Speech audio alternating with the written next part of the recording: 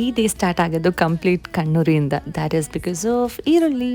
ನನ್ನ ಡೇನ ಸ್ಟಾರ್ಟ್ ಮಾಡಿದ್ದು 5:30 ಬೆಳಗ್ಗೆ. ಲೇಟರ್ ಎಲ್ಲರೂ ರೆಡಿಯಾಗಿ ಹೊಸ ಮನೆ ಗೃಹ ಪ್ರವೇಶ ಮಾಡಿದ್ವಿ. ಇವತ್ತು ಶುಕ್ರವಾರ ಗೌರಿ ಹಬ್ಬ ಆ್ಯಂಡ್ ಇವತ್ತು ನಾನು ಹೋಮ್ ಬೇಕಿಂಗ್ ಸ್ಟುಡಿಯೋ ಪೂಜೆ ಇಟ್ಕೊಂಡಿದ್ದೆ.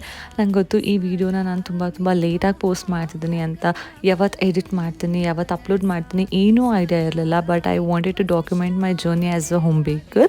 ಪೂಜೆ ಆ್ಯಂಡ್ ಹಾಲುಗ್ಸೋ ಶಾಸ್ತ್ರ ಎಲ್ಲ ತುಂಬ ಚೆನ್ನಾಗಾಯಿತು.